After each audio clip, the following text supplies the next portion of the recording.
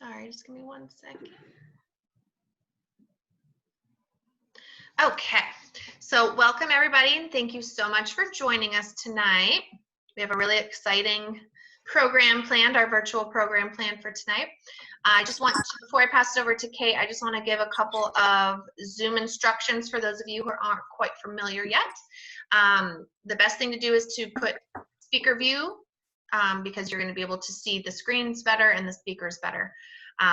Again, if you're just coming in, go ahead and in the chat box put your name, your company name, contact information, what you do, anything exciting that's going on in your world right now. And please stay on mute the entire time unless you're the speaker, just to get rid of any of the background noise. Once we open it up to questions, then we can definitely take you off of mute. But just to be courteous for now and to the speakers, go ahead and just keep yourself on mute as well. Other than that, feel free to chat in the chat box. You can also put questions in the chat box if you're thinking of them at the time, and we can try to go through them and get to them at the end. There will be time for questions in between each speaker and at the end, so be prepared for that as well.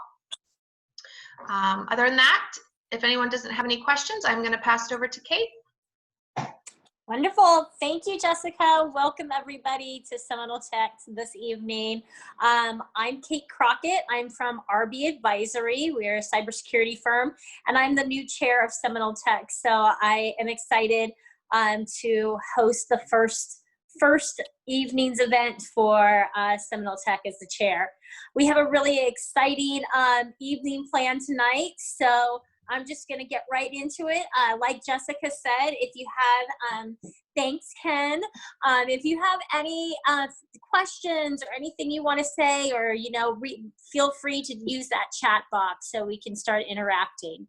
So I'm just going to roll right into it. So welcome to SeminoleTech. I want to first thank our sponsors. A special thank to our sponsors, Culture Solutions and Complete Communications, Rob Gross. Thank you so much. If everybody would, if you haven't already, please make sure that you're going onto our Facebook and LinkedIn. We're at #SeminoleTech, and we always want to have your comments, post what you learned tonight. Like our Facebook and our LinkedIn pages. We would greatly appreciate that. Some of the upcoming events that are coming up. Tomorrow morning, we have Good Morning Seminole, bright and early. And then we have some of our council meetings that are coming up as well. Of course, some of these meetings are still virtual. Some of them have gone back in person as well. So it's always good to make sure that you go down to the seminolebusiness.org/events website, and you can see and register for all the events that will be coming up. And it looks like Jessica just posted the link, so make sure you follow that link if you have not registered for all the events that are coming up here shortly in the next month. Some of the newest or the most upcoming, we have ribbon cuttings for Nail Lounge by Kay grand opening. And then August 19th, we have another ribbon cutting for Harmony United Psychiatric Care. And then August 26th, we do have another Chamber Zoom networking event. So check those out. So we're really excited tonight. We're going to be doing autonomous vehicles. Personally, this is one of my favorite topics, so I'm very excited for it.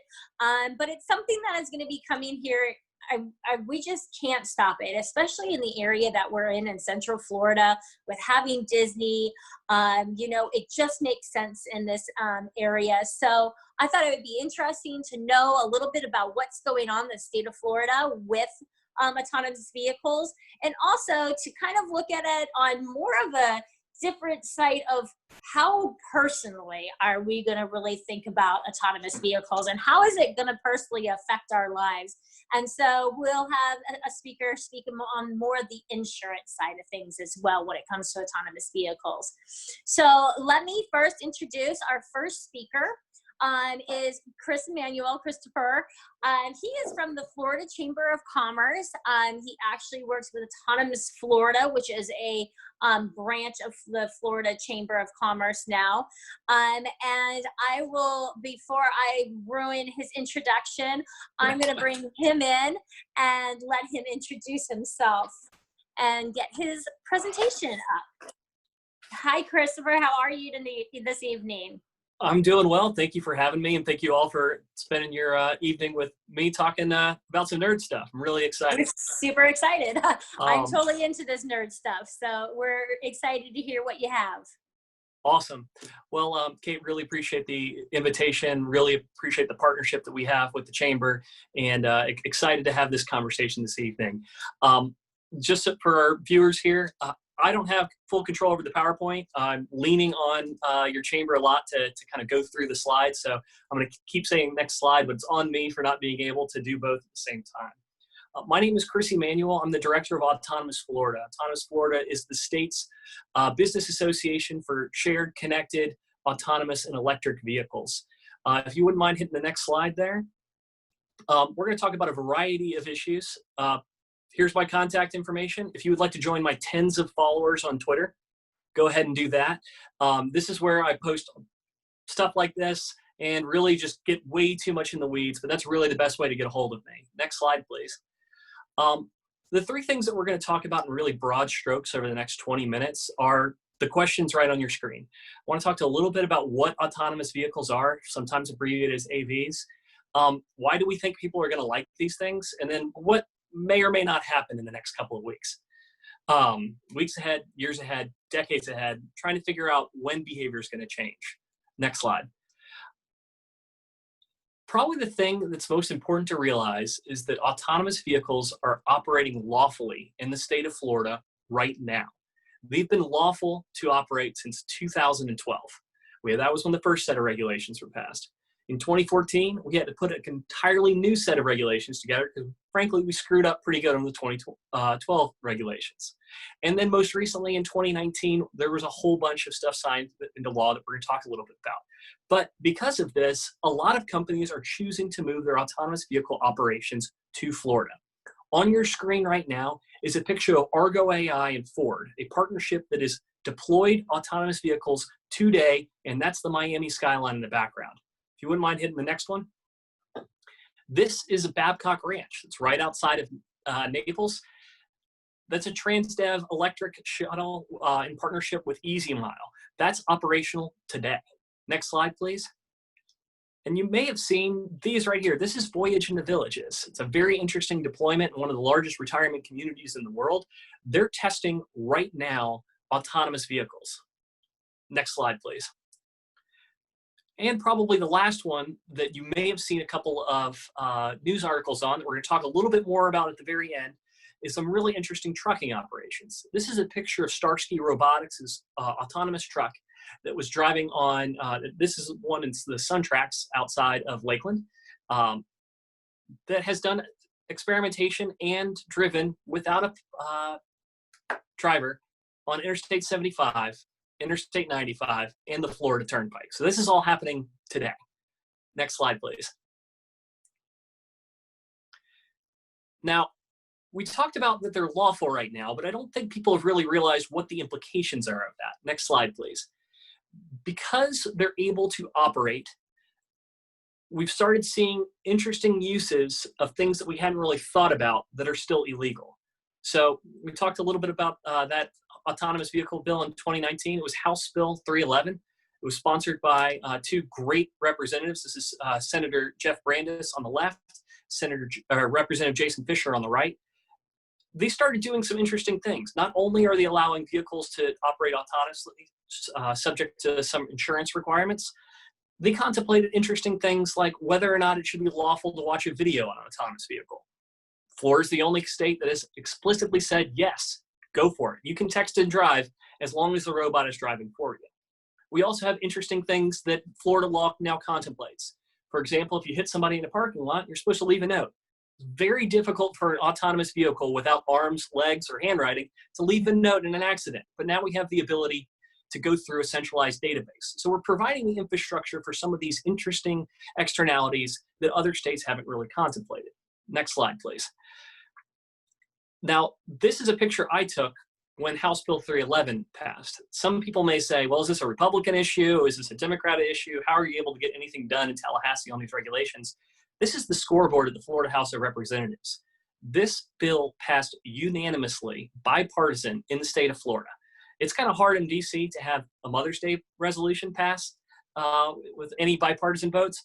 Florida, in both political parties, seems very committed to bringing these technologies here. And that's partially because of the advocacy, like your chamber, like Autonomous Florida, like the Florida Chamber, and a lot of other businesses they're getting behind and trying to capture this jump ball of innovation that could pretty much be located anywhere in the union.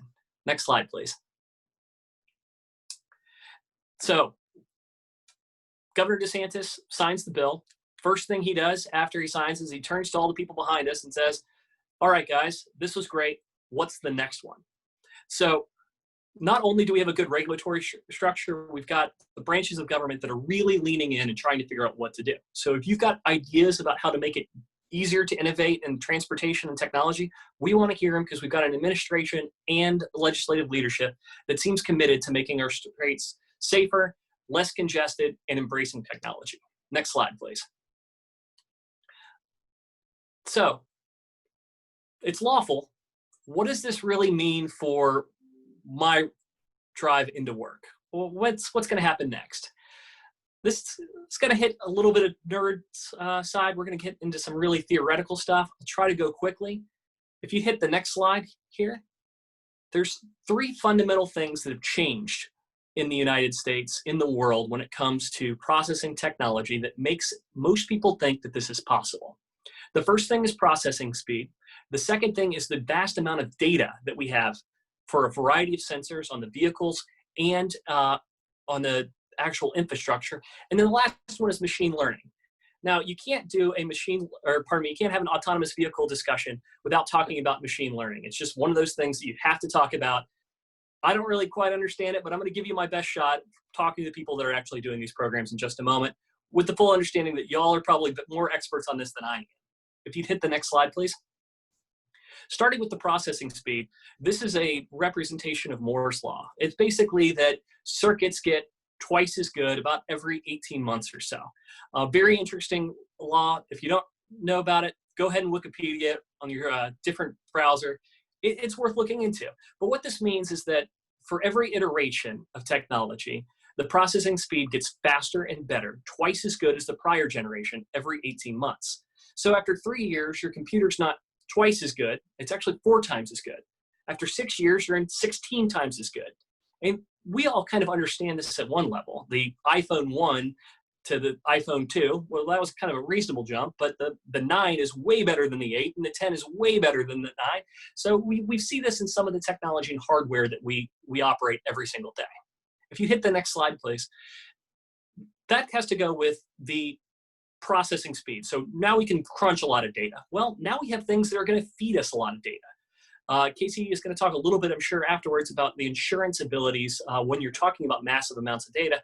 But this right here on your screen is the LiDAR that one of those Voyage in the Villages minivans picks up. It's picking up a massive amount of data. It's seeing behind trees and around things. And now we're having so much data that we can feed into that processing speed. And if you hit the next slide, I think I missed a slide here. This is my fault. Sorry, y'all. Because that we have the processing speed, because we now have machine learning that's able to pick up patterns in large patches of data, we can start predicting the way that an autonomous vehicle should operate. It can make thousands of decisions, plot the right course, and over time, that driver, made up of all of the vehicles, slowly improves. So there's a point in time where we think that this is going to be possible. So what's the business case for an autonomous vehicle? Well, this is not a real surprise for the business leaders on this call, but generally speaking, when things are good, affordable, and accessible, we tend to buy them. So at some point, this technology may well compete against taxis and other services for things that right now we're doing ourselves or not doing at all. So that's kind of the business idea, that this tech is going to get cheaper, more accessible, and more possible for every single community. Next slide, please. Now, to showcase this, this is one of the big things that I love to talk about. This is from a McKinsey report that came out about 6 years ago. What you're seeing on your screen right now is the amount of time a technology took to be accessible and purchased by 1/4 of American households from the day that it was first commercially available. Said differently, when somebody came out with something, how long did it take for 25% of American households to actually have it? If you go back to electricity, it took 46 years for people to get the ability to buy an electron before they had it in their homes, that first adopter rate. As you can see, it gets really, really fast over time. A tablet, from when it was first commercially available to hitting 1/4 of market penetration, only took 2 years. And I actually found and talked to the authors of this report, and now years may not be the right metric for talking about this. Very possibly, voice assistants like a Siri, like an Alexa, like anything along those lines, could have been operational on a software update. So we very may well have gotten to 25% market penetration in a couple of days or hours as opposed to years. So when technology is good, we can adopt very, very quickly. Next slide, please. So what's the other side of this? Why would you hop into an autonomous vehicle? What's the safety case for this? Well, most people think that they're great drivers, but I know everybody on this call has been on Interstate 4, so you probably don't think other people are great drivers. And the data kind of shows that out. About 94% of traffic fatalities and accidents are caused by human error. That's a lot. Now, humans, all things considered, are pretty good drivers. We drive to work every single day. It's going to be really hard to automate a lot of those decisions, but there's definitely a safety case for making sure that we have our vehicles safer, more connected, and potentially more machine driven.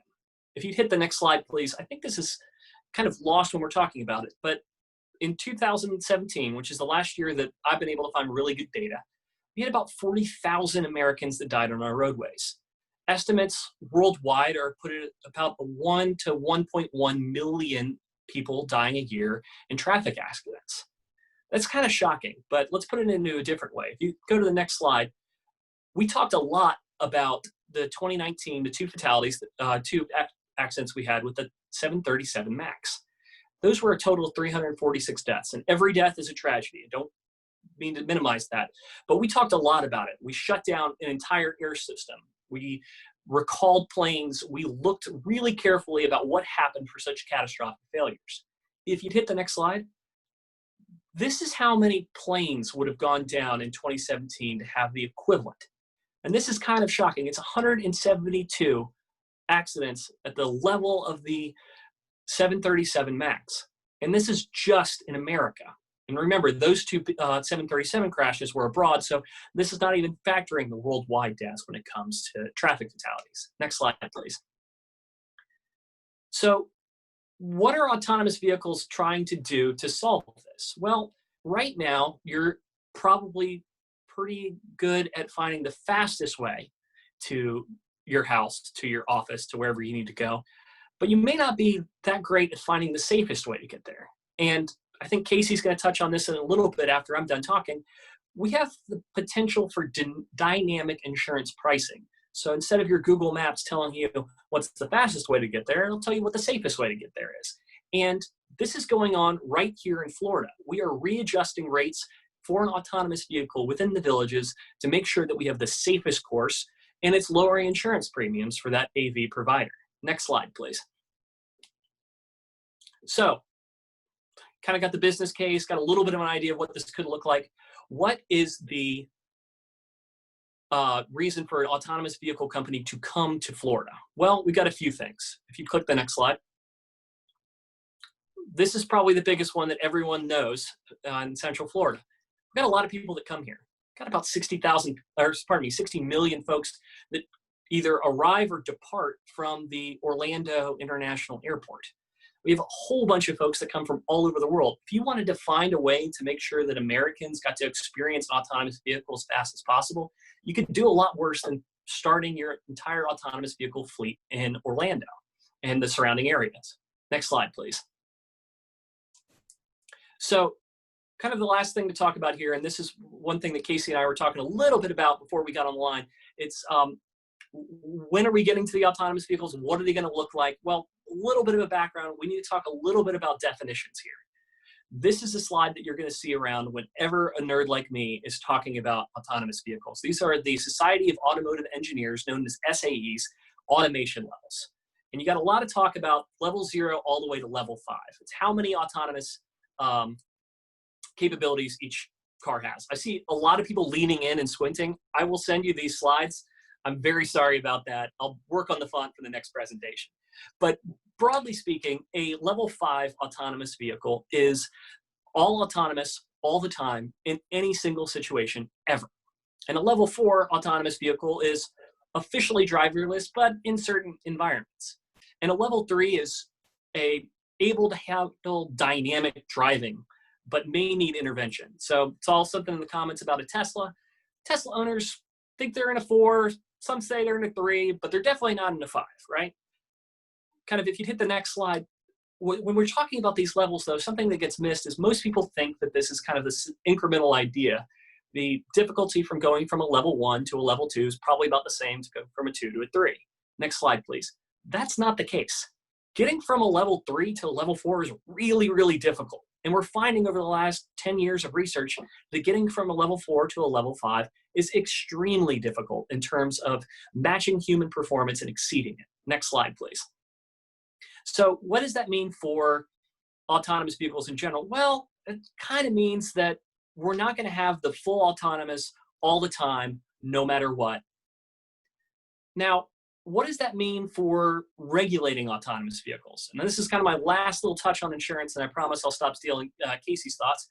But generally speaking, we regulate and we sue over traffic accidents based on a negligence standard. And a negligence standard for the non-attorneys means what would a reasonable driver do under the circumstances? On the flip side, we regulate products under a strict liability. We don't really care how the thing hurt you, but we just need to know that the thing did, and then we're going to apply that product liability measurement under our court system. So what happens when the thing is safer than the person? Because the regulatory structure that we've kind of set up is that people are compared to people and things do just thing stuff. And we haven't really thought about this kind of idea of a reasonable robot standard.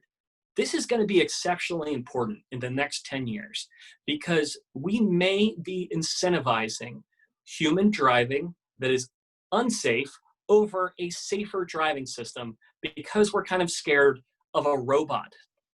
Something to kind of ponder as we move forward in the next couple of years. Next slide, please.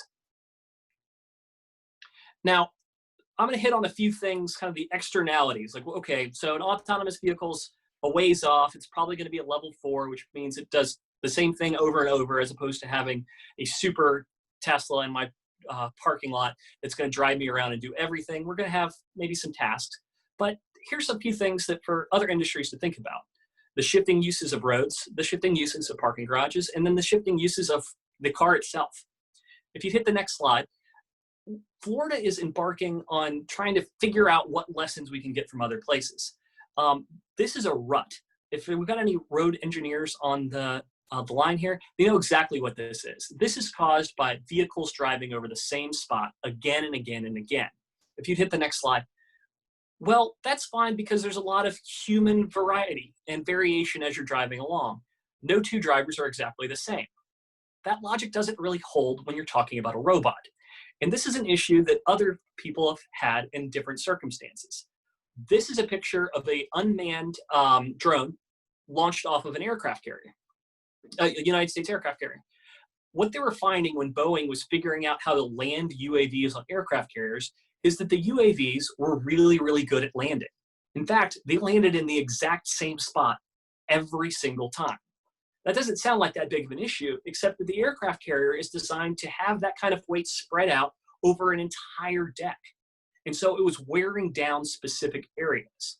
So what did they have to do? They had to go talk to a couple of engineers, software engineers, to create a variety within those autonomous drones so that it wasn't wearing out the aircraft carrier deck. We had to make the machines more human for the thing that we had to work. And that's something that we may have to figure out. Now, think about that a little bit further. That means the software designer that may be anywhere in the world is going to be causing road problems in your backyard potentially.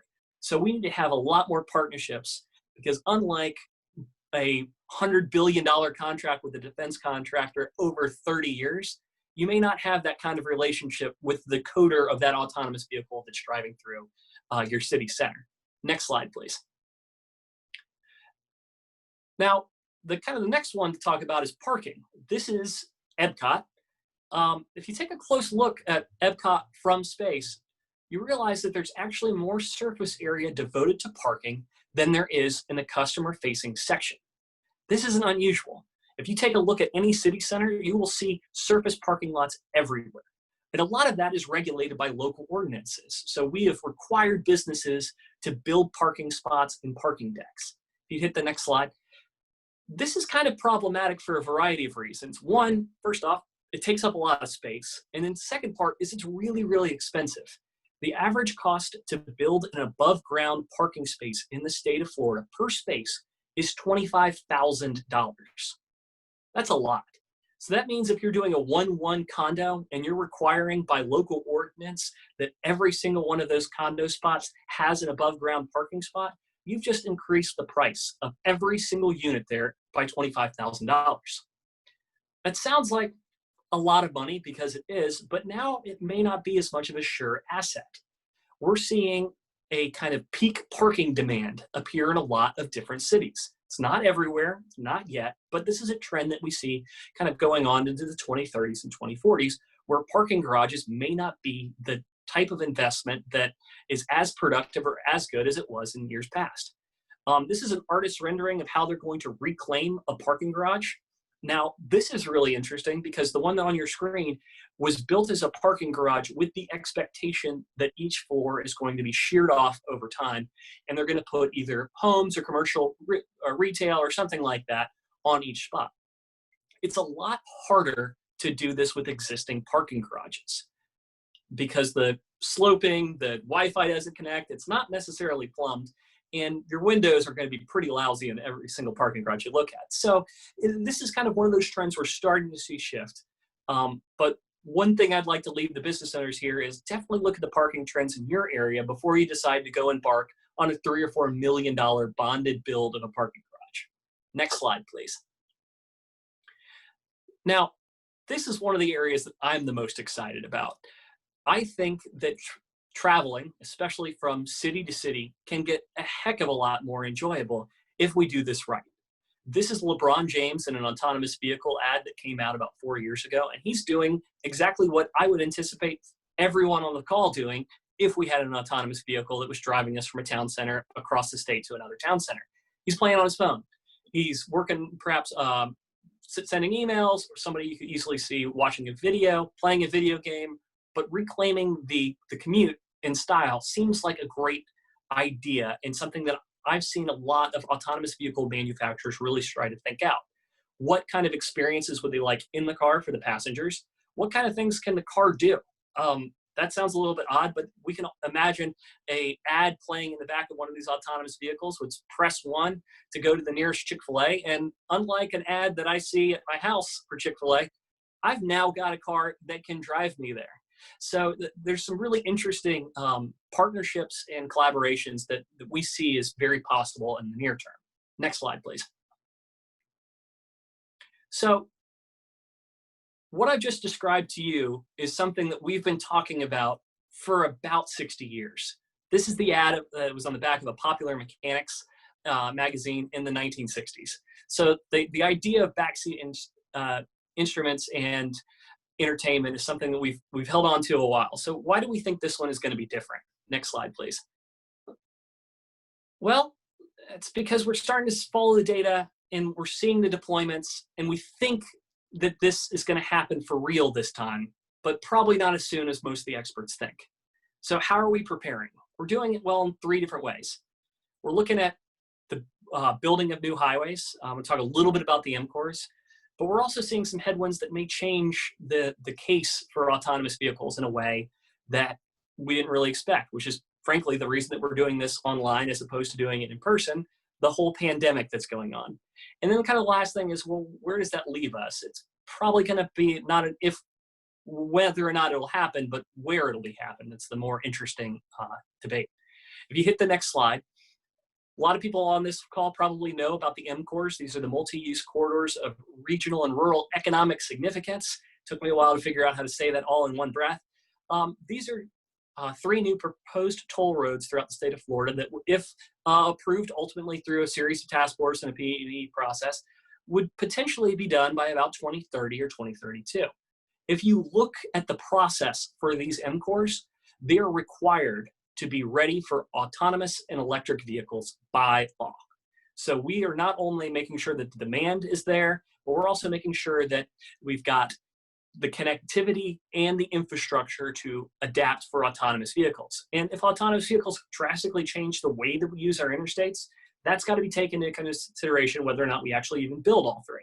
Next slide, please. Now, what about the COVID side? We're seeing a little difference in the way that commercial real estate is being used. This article came out about 3 weeks ago. Tervis has decided that they're actually doing better work from home. What does that mean for the commute? Well, a lot of the business cases for AVs are predicated on the idea that everybody has to go into the office. If you take away that demand very, very significantly, that may change the business proposition for an autonomous vehicle in any given community. So it's definitely something to think about. Now, there's a flip side of this if you're in the commercial real estate spot, is that potentially new commercial real estate will have to be distanced. So it may be the same net demand in terms of square footage, but the number of people in some of these city centers that were really the target audience for a lot of autonomous vehicles may look a little different in the 2020s and 2030s. Next slide, please. And then this is kind of one of the more interesting things that happened over the last month. The pandemic has kind of moved into a recession for a lot of these venture capital funds that have been funding AVs. And so we've seen 3 autonomous vehicle companies go under in the last 3 months. One of which is Starsky Robotics, that 18-wheeler that we saw at the beginning of this presentation. I'm going to send this slide out. Stefan, who's a friend, he was the CEO of this really innovative trucking company with the business case of putting cargo on autonomous trucks and slinging them across the interstate at night so that it wouldn't have to deal with traffic, and that you were able to have the cargo arrive right there in the morning and knowing that your machine will never get fatigued. He had a pretty innovative approach. But if you, next slide, please. One of the things that he came across when he was talking about the different autonomous vehicle computing systems. Pardon, would you mind going one more slide, please? One of the things he talked about was the lack of computing power to get to human level for a trucker. It was basically getting that extra 9 on the 99.99999% accurate. Each 9 was becoming increasingly more difficult. And he thinks that for the short run, the gains in terms of autonomous trucking aren't going to be there.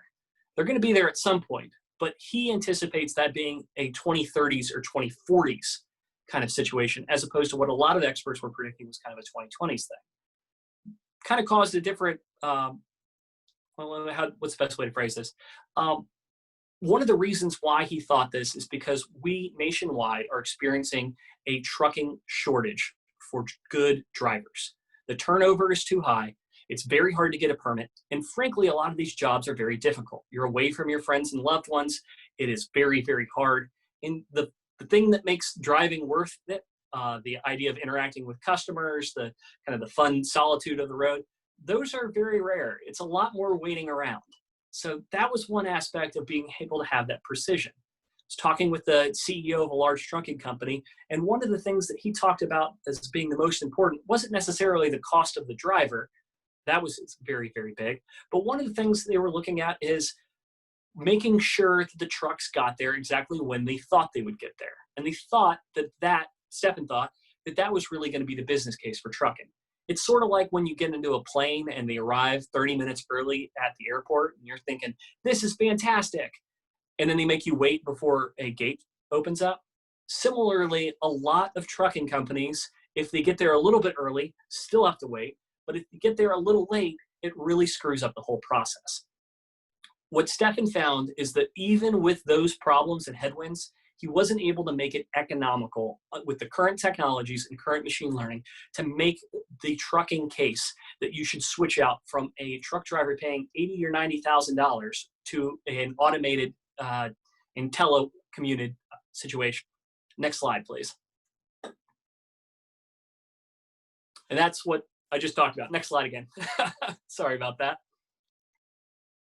But one of the more interesting deployments that we've seen in Florida is this partnership right here. This is with the Jacksonville Transportation Authority, BEEP, and Mavia have put together an autonomous vehicle that is delivering supplies for COVID testing across the Mayo Clinic. This is able to make sure that they are not putting potentially infected people anywhere near their ER or their respiratory centers. Kind of exciting because the Mayo Clinic otherwise would have been putting people in the wrong doors in a lot of situations. But they were able to put in a completely new system and shuttle these around. So even though COVID has taken away perhaps some of the use cases, I think we're going to see a lot of creativity, and it's already starting to bud here in Florida. Next slide, please. So I've kind of blabbered for a little bit. It's a little different doing this online because I don't really have any feedback from anyone here. So I hope that y'all are still awake and still with me.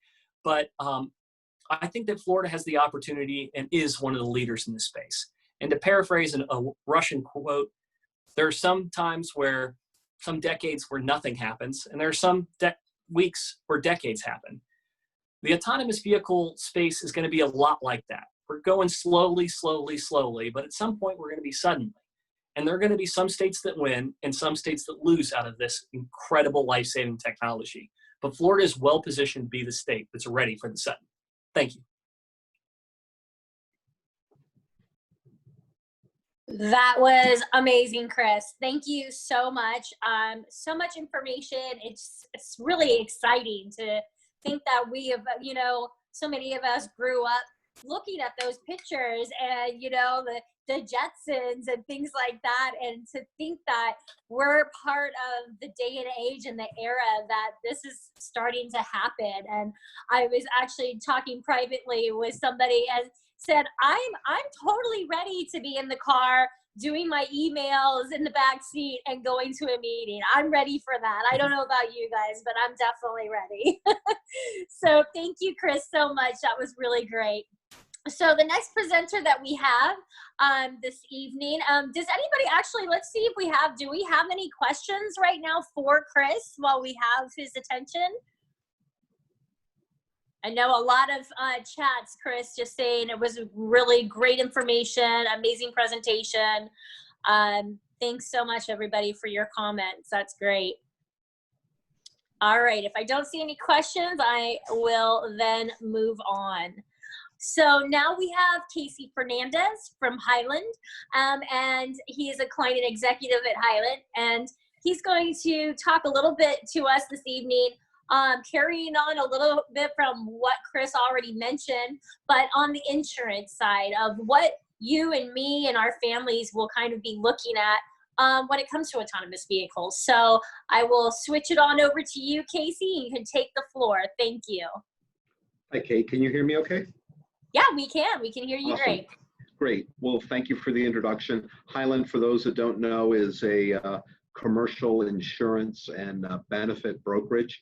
One of my cohorts here and associates, Andrea Herr, I saw is in the group, so remember, vote for her.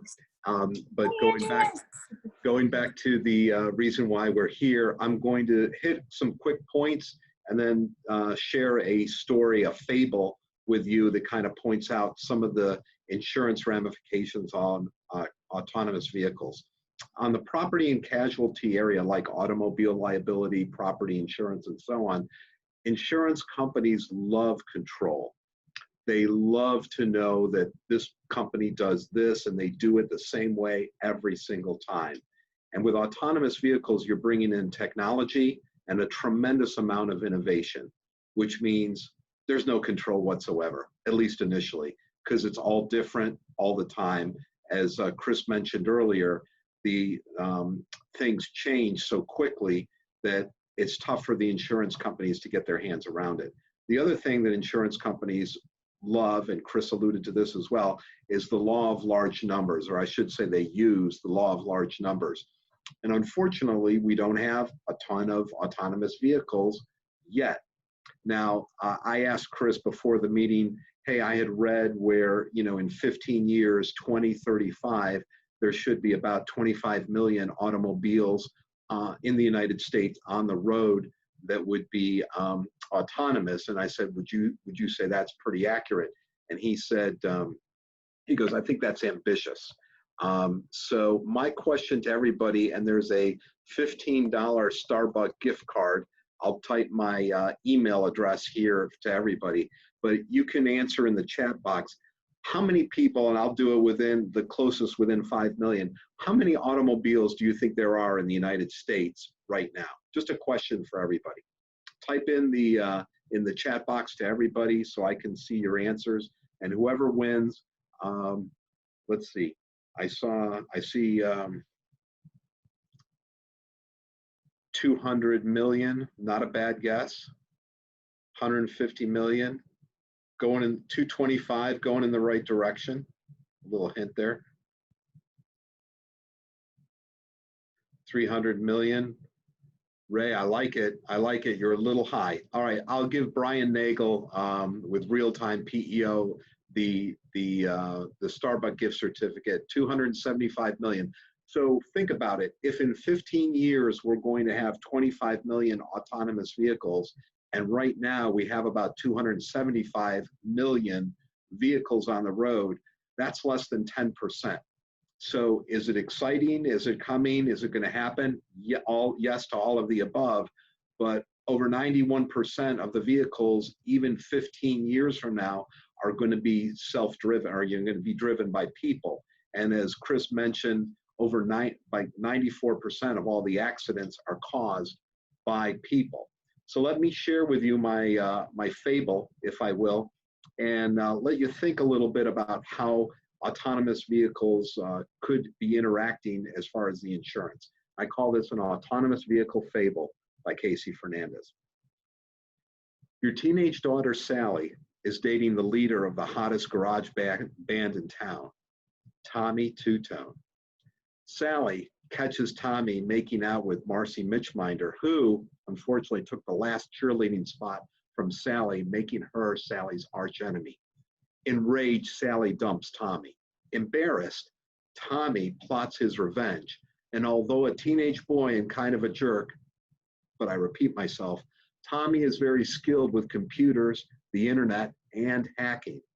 Not trying to do anything nefarious, Tommy waits until Sally is driving the family's autonomous vehicle. And because he's been in the car many, many times, and Sally's father has shown him some things about him, he hacks into the operating system and disables the engine while Sally is stopped at a red light. So what's the problem? It's a harmless joke. She's at a red light.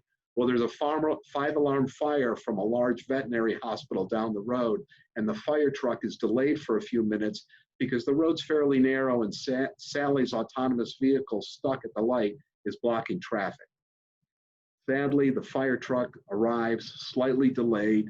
The vet hospital is a total loss, and some of the animals were also perished in the fire. So the question becomes, who is to blame?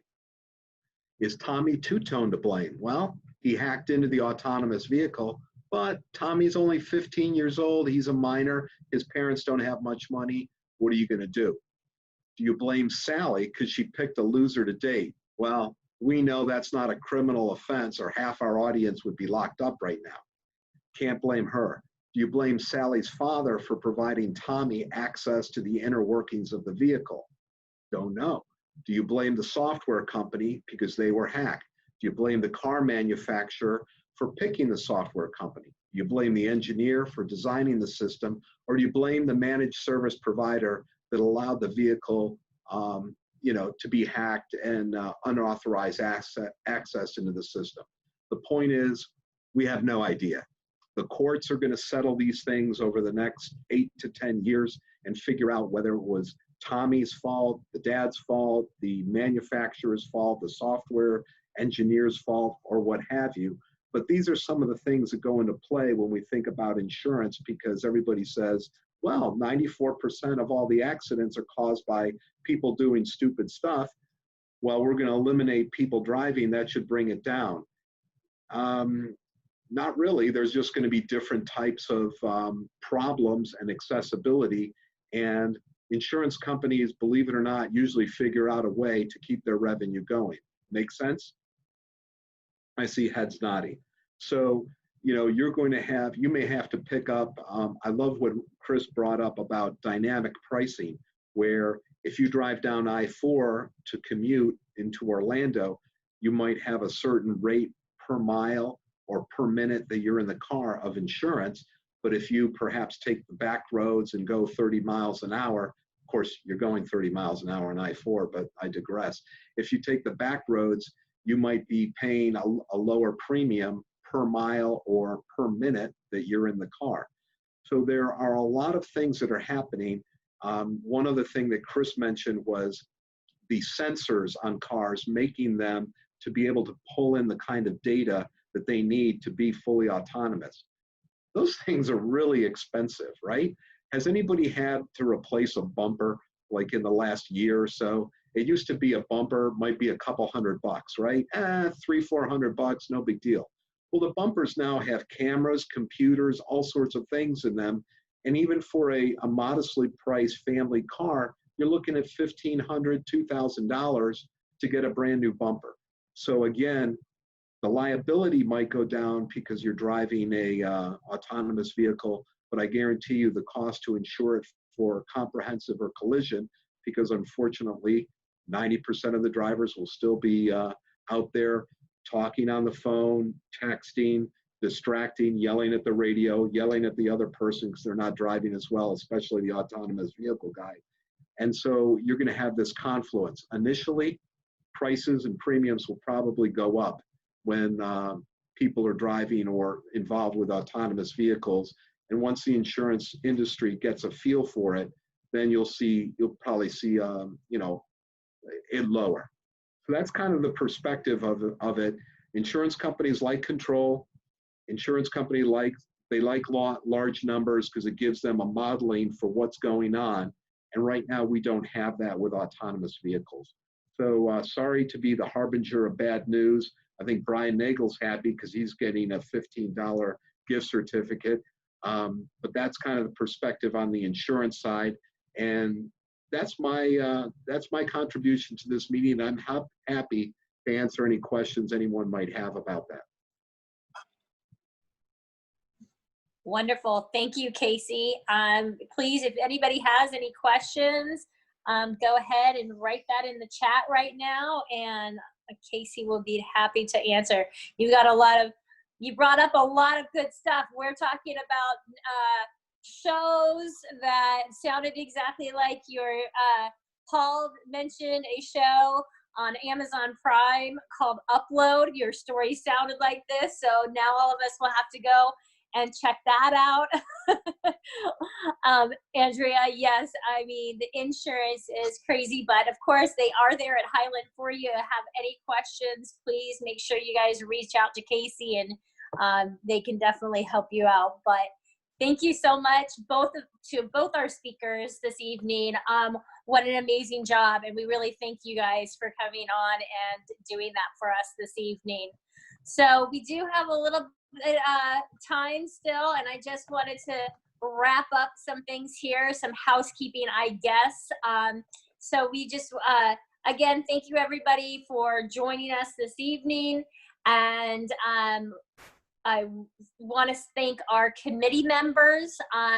We wouldn't be our committee and council if it wasn't for our wonderful committee members that think of these topics and get our speakers in line. So this is my first meeting again as chair, so thank you so much everybody for coming this evening and supporting us. Andrea Mahoney from Certified Computer Solutions, Rob Gross, Complete Communication, Rahil Noor from TaxLeaf, Garrett Coaster from GK1, and I apologize tremendously, and Brian Nagel should be up here as well.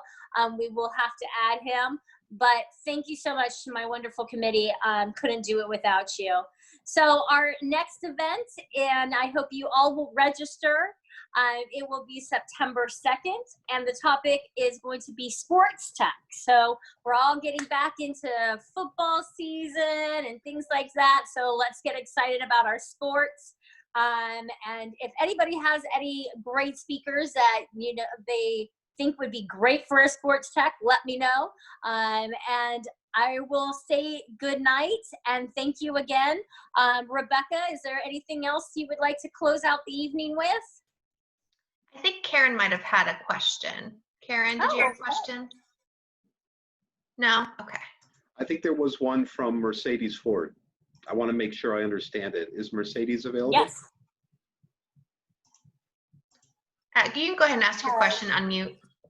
Hi, I'm sorry. This is Mercedes Ford. Hi, Mercedes. Hi. Good Hey, job, guys. who better to ask a question about autonomous vehicles? Right? That's an awesome name. Right. I'm with Crims Academy, and great job, guys. My question to you, Casey, was you said that insurance companies like stability, they like things that are done over and over and over again the same way. Would autonomous companies using autonomous vehicles not provide that? Correct. Eventually, absolutely, Mercedes. So I think for things like liability, the cost of liability insurance will go down. No question about it, because they don't make the human errors. And as was mentioned earlier in Chris's presentation, everybody thinks they're a great driver. So yes, the liability will go down. But then you have other issues like the cost of the vehicles. Until they're, hundreds of millions of vehicles, the cost will probably be a little more expensive than the average vehicle. And just because of the fact they have sensors, they have computers, they have to have the things to take in the information and aggregate it and be able to play, play with other cars nicely, so to speak, as well as you have the potential issue of hacking. Garmin got hacked last weekend, right? And what happens if the autonomous vehicle is using Garmin to drive around, and all of a sudden Garmin gets hacked and is down? Does the vehicle just stop? And then, and what if you're on your way to the hospital with a pregnant woman? So there are the liability issues will definitely go down, but the cost of comprehensive for the vehicle collision, if that happens, and other sorts of problems like cyber liability or cyber hacking come into play. Did that answer your question? Casey, if I might add in a little bit, I agree with overall your thesis, but there's probably two things that are important to add into it. First is one of the largest investors in autonomous vehicle technologies are actually reinsurance companies that think that they can use this data to provide a lot more certainty in terms of Casey's point of knowing what people are doing. They're going to know a lot more. So there are giant insurance companies that think that this is the way that they need to move their business. The second thing is that we really do anticipate to have a lot less catastrophic bodily injury, which is a huge driver of insurance costs. That's one of those things that you pay out a whole bunch for, and it's horrible for everyone involved, of course. If we can limit the severity for the individual of traffic accidents, we can really cut down on the overall money that goes out the door. And then kind of the last thing, and this is a great pitch back to Katie, cybersecurity is absolutely a threat for autonomous vehicles, but I would say that it is absolutely a threat for almost every business now in the 21st century. From health data to the management of large infrastructure systems to any sort of proprietary information on a law firm to an accounting firm, cybersecurity is absolutely important. Trying to figure out how to turn these things from a functional car into doing something completely different, spoofing it, is probably going to be really, really difficult. But like Casey said, shutting them down is probably going to be something that people really need to work on. The same way that we need to worry about our data security, information security in any business in the 21st century. And I imagine Casey's got some products that he'd be happy to sell you on those too. Well, hey, this is, I give y'all a real life example. When I went from my 2007 Camry to my Tesla that I bought last August, my insurance rates actually went down. And I went from a 10-year-old car to a 2019 Tesla, and because of all the insurance or all the safety features and everything else with the car, my rates went down. So I think there's a lot to be figured out. Yeah. So I was pleasantly surprised because, I went from 0 car payment to pretty decent one. So I was glad to get the break on the insurance.